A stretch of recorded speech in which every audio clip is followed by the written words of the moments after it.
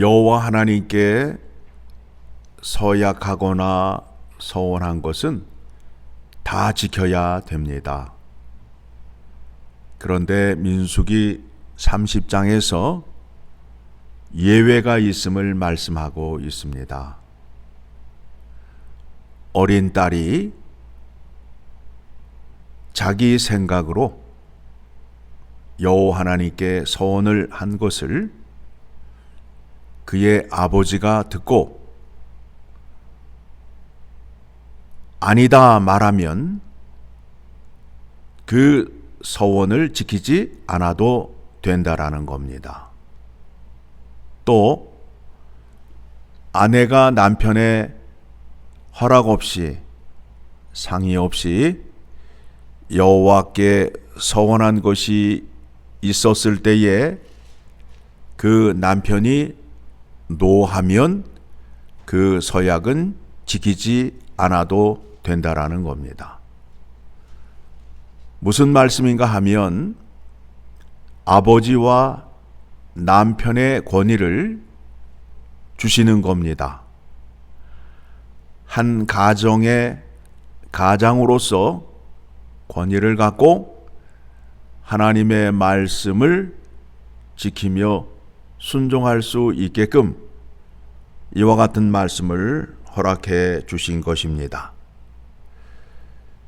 이 말씀이 근거가 되어서 사도 바울이 이와 같은 말씀을 하였습니다.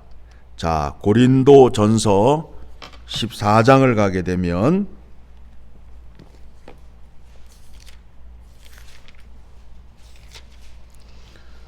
14장을 가게 되면 33절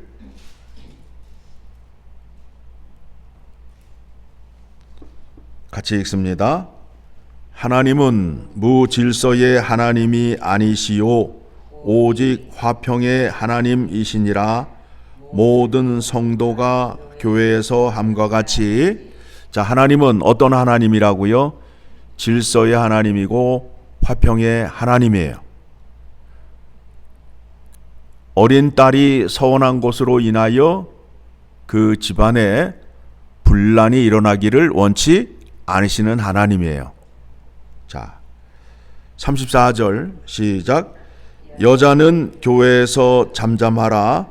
그들에게는 말하는 것을 허락함이 없나니 율법에 이른 것 같이 오직 복종할 것이요. 자, 이 말씀을 어디에서 근거로 하여 말씀하였다고요? 율법을 근거로 해서. 그렇죠? 모세오경에 있는 말씀이 근거가 되어서 이 말씀을 했다라는 거예요.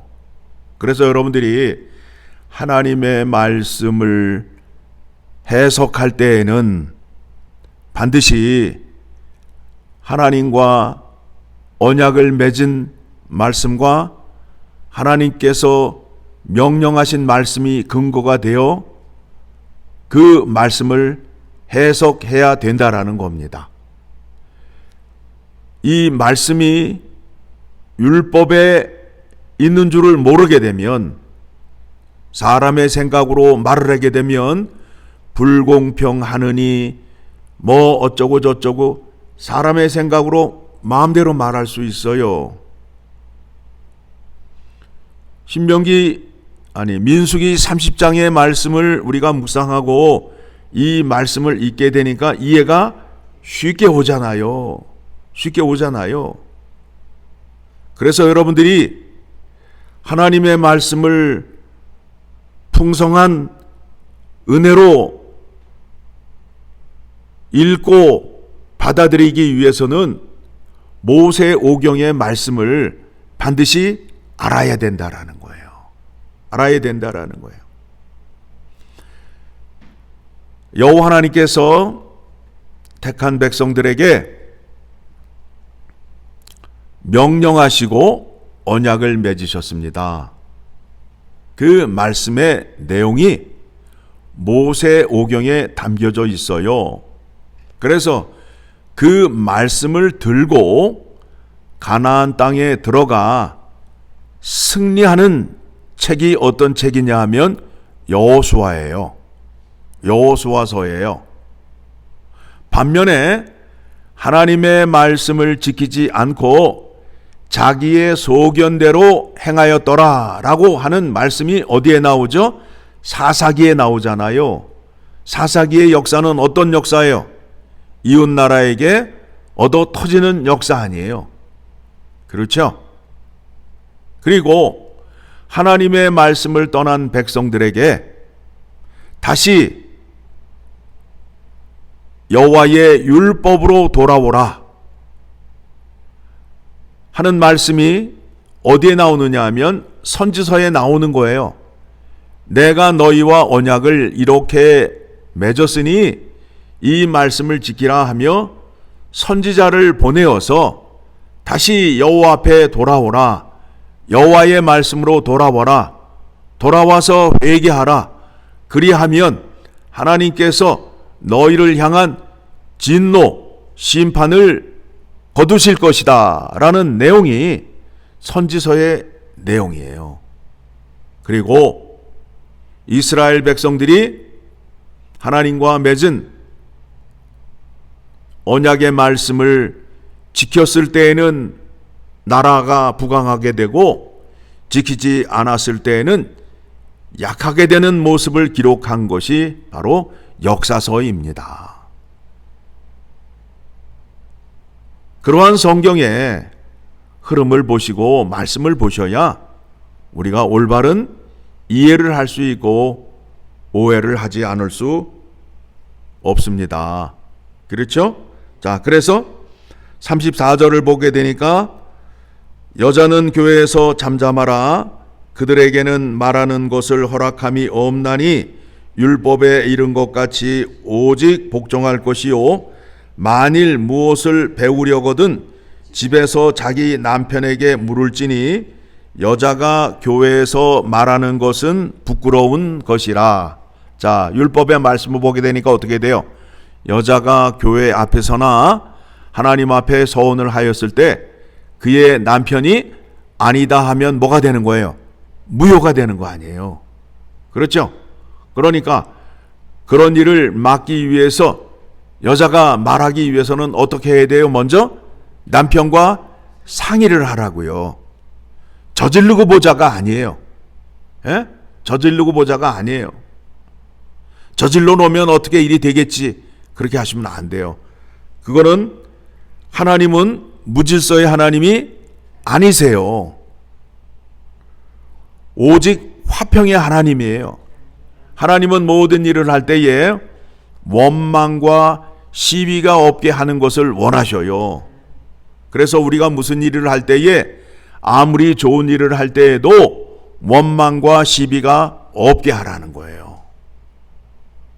좋은 일 할 때에 교회 안에서 다툼이 있고 분쟁이 있게 되면 하지 말아야 된다라는 거예요.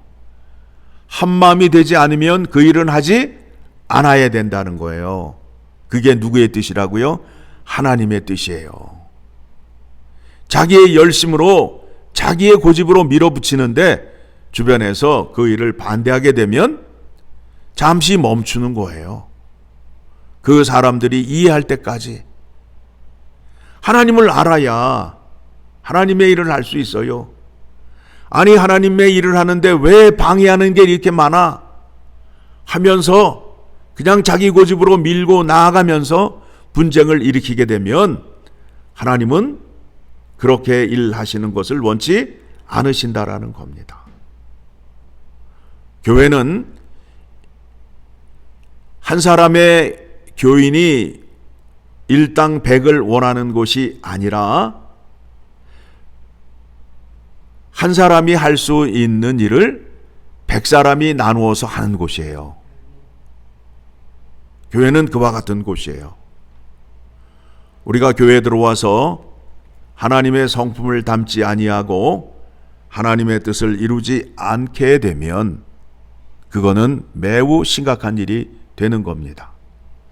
자, 그래서 36절에 이와 같은 말씀이 나오죠. 하나님의 말씀이 너희로부터 난 것이냐 또는 너희에게만 임한 것이냐. 하나님의 말씀이 우리가 만든 거예요? 아니죠. 하나님께서 우리에게 명령하시고 하나님이 세우신 법과 질서라는 겁니다. 하나님의 법을 지키기 위해서는 우리가 먼저 하나님의 법을 알아야 될 거 아니에요. 하나님의 명령이 무엇인지를 알아야 될 거 아니에요. 오늘 민수기 30장을 보게 되면 1절에 뭐라고 나옵니까? 뭐라고 나와요? 모세가 이스라엘 자손 지파의 수령들에게 말하여 이르되 여호와의 명령이 이러하니라. 여호와의 명령이에요. 이거는 지키셔야 돼요. 그런데 또 교만한 사람은 하나님 말씀 앞에서 꼭 무슨 생각을 해요? 내 생각은, 내가 해석할 때는 하면서 나온단 말이에요. 그렇게 되면 그 사람은 하나님의 뜻을, 하나님의 명령을 대적하는 자가 됩니다. 그래서 하나님 말씀 앞에서는 예만 있는 거예요. 예, 아멘, 아멘만 있는 거예요. 자기의 똑똑함을 드러내기 위해서 나는 특별한 사람이야 라고 하면서 자꾸 자기를 드러내려고 그래요. 그렇게 되면 하나님을 대적하는 자가 되는 거예요. 여호와 하나님께서 말씀하면 아멘하고 순종하셔야 된다라는 거예요. 그래서 믿음의 첫 번째 덕목이 뭐라고요? 순종이에요. 순종이 제사보다 낫다라는 거예요. 하나님의 말씀을 듣는 것이 순양의 기름보다 낫다라는 거예요. 잘 들으시고 순종하는 자리로 가셔야 된다라는 겁니다.